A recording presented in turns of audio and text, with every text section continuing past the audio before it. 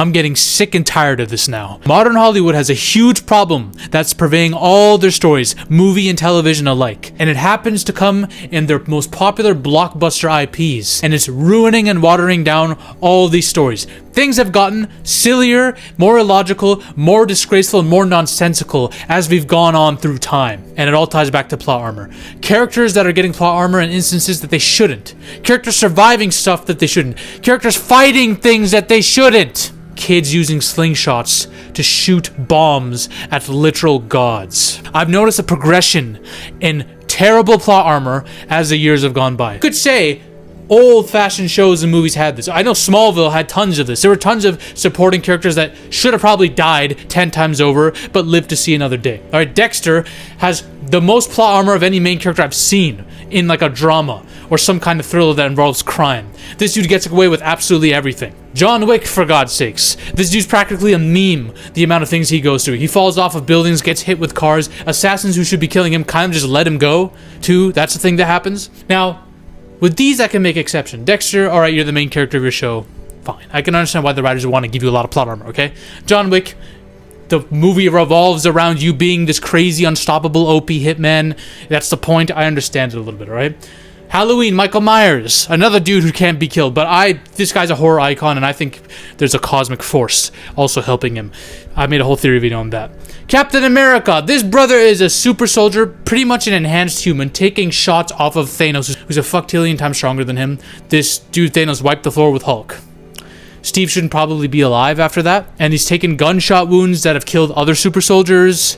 He's taking a lot of hits that he shouldn't. He's fighting a lot of people that he shouldn't. But you know what? It's Captain America. He's an Avenger. He's a baller. We let it go. Falcon, why the fuck are you fighting the Red Hulk and not dying immediately? How are you dropping from like 1,000 feet in the air onto your knees and not breaking them upon impact? Oh, vibranium. Vibranium wings. Okay, whatever. Fine. Black Widow. Doesn't even make sense that she's an Avenger, to be honest. But whatever. She's a badass, great assassin. In her own movie, she's falling, and she finds a way to manage her way around debris to stop her fall or some shit. I don't even know. But you know what? She's an Avenger too. We let it go. And she died anyways in Endgame, so it's alright. But these aren't even the bad cases. These ones I can understand, alright? I can have fun with this. I'm talking about the really bad cases of plot armor. The ones that actually ruined the movie-going experience for me, that ruined the watching experience for me. There are many shows under the CW's umbrella. Vampire Diaries has the most egregious case of plot armor because of all the fucking characters that have to live through all the seasons. And you can say this about multiple CW shows. We got the Arrowverse, bro. Felicity and Iris should be annihilated and nuked off the face of the earth. But they aren't. I wish they did, but this is not a Felicity rant video, okay? Vampire Diaries has the most egregious point of plot armor I've ever seen in my life. Cole Michelson is an 1,000-year original vampire who is 10 times stronger than vampires, let alone humans, okay? So Cole Michelson decides to invade a house and kill these two. Rip off Jeremy's armor or whatever and kill his sister. Or at least go after Jeremy, alright? Let me explain to you what's happening here. Two teenage morons, teenagers, with mild training in hunting. One has an enhanced hunter physiology, so he's like a lesser Captain America. Nowhere near that level, but lesser. And they have a white oak stick, which can kill an original. Okay.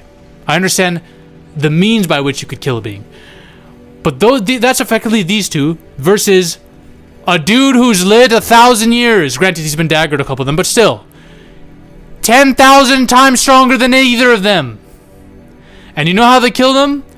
One of them hoses him down with vervain, and that hits him so hard that he's just stuck. He's just frozen. Can't even move. And he's just crying in pain, while the other just stakes him in the heart like that. It's the easiest that an original has been killed ever in these shows. This isn't even touching the surface, though, of the amount of plot armor that's in this, that these two fuckers have had. But okay, Zaffy, that's over a decade ago. It's CW television. What can you expect from a drama about teenagers? All right, fine. Disgraceful, but all good. Let's look at a bigger franchise with more money behind it, with Disney behind it, Star Wars. I made a whole video about this chick, but it does need to be mentioned that this is one of the most egregious cases of plot armor of all time, Rey. Rey takes on Kylo Ren. Her first fight with the lightsaber, or one of them at least, and her first time ever using the Force against a dude who's more or less mastered it compared to her. She should have been decapitated in a second, if this was in any way realistic, in any way not fucking But no, she beats him somehow. I get it, he's wounded. I understand that. He's just been through battle. I understand. It doesn't matter. Oh, but she is a granddaughter of Palpatine, so she has this power and all this. They didn't even know that Palpatine was going to be a factor in this. That was written for the third movie after the fan backlash after Last Jedi. They didn't even know this shit was going to happen, so don't give me that shit. They wrote the scene as is without even knowing this was going to go down. All you can say is, oh, he was wounded and she has the Force in her and all that. It's her first time using the Force. You know what this is like? And I've said this before and I'm going to say it again. It's like me with the limited martial arts experience I've had going up against a pro champion. Islam Makhachev, the pound for pound #1 in the world, one of the GOATs. That's what it would be like. I have more experience in mixed martial arts than Rey does with the Force when she fights Kylo for the first time. You know what would happen to me with my experience in MMA versus him?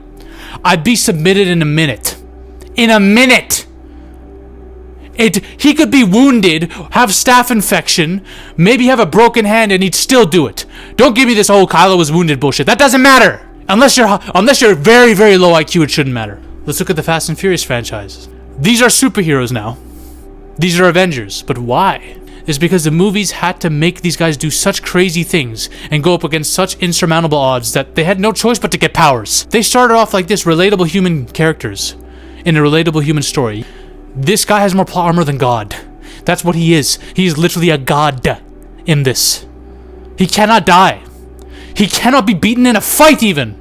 Tej is a hacker who owned a garage before that or some shit. Was a former felon turned hacker who now has advanced hand-to-hand combat skills and can take out assassins? The fuck? Letty went from a simple street racer to I'm taking on Ronda Rousey and a bunch of her guards solo. Dominic Toretto stomping on concrete and pillaging Jason Statham.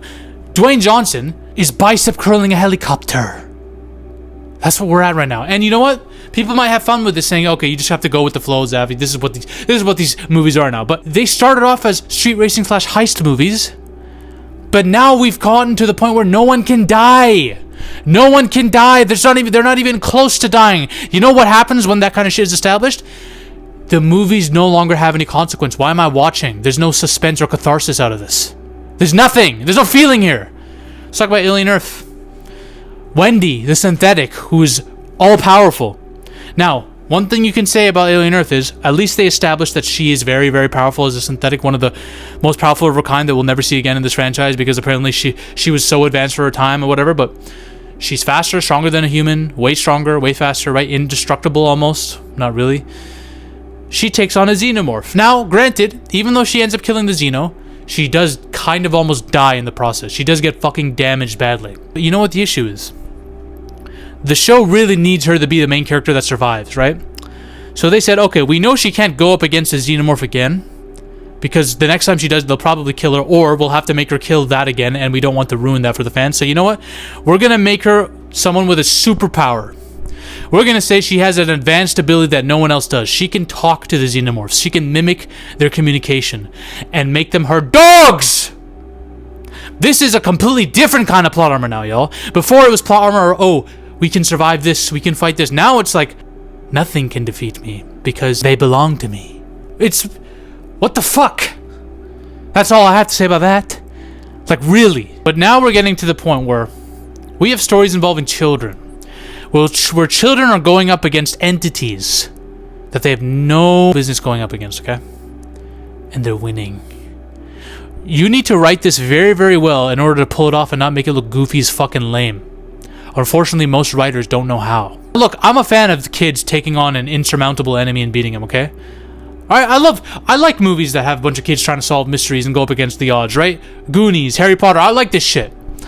I always had a problem with Pennywise getting bullied to death in his own film. This cosmic entity, which he is, basically getting bullied to death in the ritual of Chud by these kids. Now, it's established in this lore that the kids literally have plot armor. Literal. It's not a meta thing. It's literally built in. They have a literal cosmic turtle helping them, with the Shining as well. So they really can't lose. Because in the fight against Pennywise, they have a much more powerful being helping them. And you don't see this being outright helping them in the movies, granted. It's just something you either know or you don't, right? It's part of the lore. I still have problems with this, but you know what? At least it Welcome to Derry showed him massacring kids by the dozens. So you know what? Okay, we brought back some prestige to Pennywise. But then you have a movie called The Black Phone 2. Now, I like The Black Phone 1. I have problems with it, but I like it. Black Phone 2, this killer escapes from the dead and haunts you through your dreams Freddy Krueger style, okay? So now he's killing a bunch of people Freddy Krueger style through their dreams, right? So he comes after this girl through her dreams primarily. Now, she's a psychic. She has psychic abilities. She can see the future and shit, and she can... I don't know, she can see visions in her dreams, okay? So this explores her powers. If you want to say that, oh, a kid with a power can beat a villain like this, that's fine. But the way it's done is so bullshit and lame. This guy has her on the ropes. He pretty much almost kills her. I thought she was dead, by the way. There's a scene. Spoiler alert. Fuck, I forgot to say that. Spoiler alert. She's in a telephone booth, okay? He's choking her with the cord of the telephone, spinning her around, and she's bleeding profusely everywhere. I thought she's a goner. In fact, she should have been. Then he just stands there for some reason and gives her the time to randomly psychically destroy him and push him away, breaking the phone booth. And then at the end of the film, this guy gets destroyed so badly, he loses all of his aura. And all the spirits of the kids unite to fight him. And then he gets destroyed very easily. No one dies that's integral to the plot. It's like the movie was afraid to kill off any character with remote prominence. The brother and the sister, okay, fine. You want to leave them alive? Sure. The sister's annoying BF that wants to bang her every 2 seconds. You left him alive. There's this other chick at the camp that no one knows. The only people that the movie was okay with killing was the two kind of corrupt people who led the camp. Those were the only people that the movie was okay with killing. The obvious ones that no one cares about. Movies are afraid to take any risk whatsoever. They don't want to kill anyone. So we're going to give them infinite plot armor, even though they should probably die. And that brings us to the inevitable. I made a whole video on this finale, but it needs to be reiterated. I'm going to talk about one specific sequence where they take on a god. Spoiler warning for Stranger Things Season 5 finale. This is one of the stupidest examples of plot armor I've ever seen, and this does create a vacuum for more shit like this to go down. I understand that you have a group of likable characters that you don't want to kill off. But at some point, logically, if they don't die, nothing makes sense. They go up against the Mind Flayer in maybe his weakest form ever. They also go up against Vecna, who, by the way, was bulletproof, stronger, 10 times stronger than he was in the last season, and massacred an entire group of soldiers like they were nothing. 11 shouldn't stand a chance against this guy now. At the point where she is and the point where he is, alright? So keep that in mind. In 6 minutes, they both get defeated easily. Basically, the kids, with guns, bullets, flamethrowers, and like fucking slingshot grenades, damage this god-like entity so badly that Vecna also gets weakened, giving 11 an opening to defeat him. This being, this physical being who literally was a Lovecraftian being that used to be formless and could possess people like that, he gets easily dispatched by them in minutes. No one dies. I understand you want to defeat the villain. I understand that. But no one got bodied by this monster? How? How? Look at all the times these people have gone up against these same creatures. Somebody has died or gotten very badly hurt. Max almost died in Season 4. Eddie got killed. Billy got killed in Season 3, right? A lot of people freaking died. And now the biggest, most powerful being in the entire universe, and you guys beat him like this? Just because the writers didn't want to kill off any of the kids? It died without killing any of them up. Do you know how embarrassing that is? This is a fucking cosmic entity. You fucking idiots, the Duffer Brothers. I'll slap the shit out of all of you. You introduced him as a very cool villain, and then you did this to him. You nerfed him. I'm gonna make a whole video on this shit, man. I'm gonna make a whole video exposing what the Mind Flayer really was and how he never should have lost. This guy is like Sauron with a spider kaiju body, and you beat him in 2 seconds with grenades and bullets. The fuck?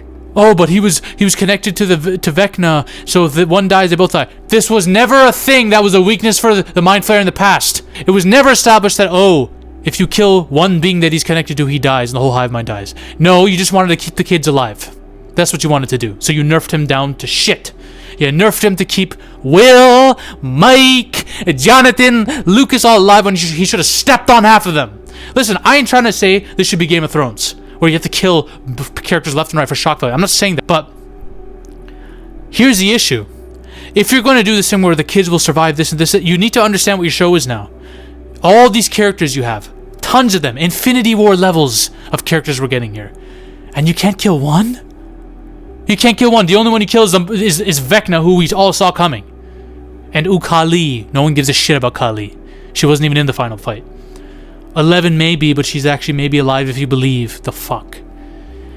Unless your show is simply a children's show with no real consequence because, oh, we want to make children happy, there's no excuse for this. And I know that's not what your show was originally, because season 1 is not really a children's show purely. There's a lot of mature themes in it. Alright, I've seen video essays that that brought up things I didn't think of when it comes to the deeper meaning behind shit that was going on in season 1 and 2. You just dropped the ball because you're like, fuck man, we have established these characters, we don't know what to do. Fuck it. Keep them alive.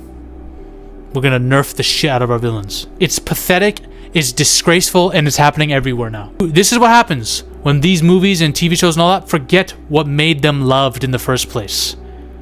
Okay? Fast and Furious was a movie about street racing and heists, right? But the characters were still human and relatable. Alright? They were relatable in exaggerated stories, mind you, but they were still relatable. They could take damage. Alright? They could lose. They could actually get into car crashes and bleed. They could get their asses whooped a bit. Now they're taking on nuclear submarines without any consequence. This was an isolated story in a small town about a child kidnapping and a monster from another dimension. Now it's turned to saving the fucking world! And fighting gods! What do you think's gonna happen? Yeah, you're gonna have to make your characters Avengers, basically. We need to do something new. This is what writers do. We need to do something new. So we need to create a bigger threat now. Let's end the world and make our characters try to save it and make them capable of saving it and fighting insurmountable odds when they shouldn't. We're in the era where weak, pathetic characters are fighting beings that are above their pay grade, and we're forced to accept it as something that's not incredibly fucking lame. And if the writing was better, maybe I could have accepted it better. But no, the writing is still shite! Plot armor is ruining everything, and we need to stop it. We need to be okay with consequences and killing characters off. And if we're not, then stop making the stories end-of-the-world level Avengers threats. Because there's no way your main character should ever go up against something like that. Stop that. Keep them contained. Don't go too far out of bounds.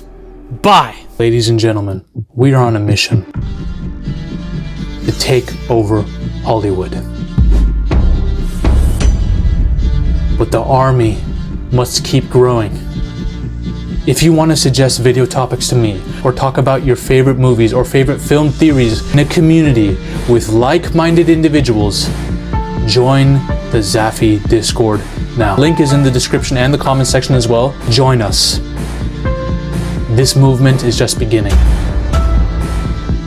We're taking over Hollywood, one coke line at a time.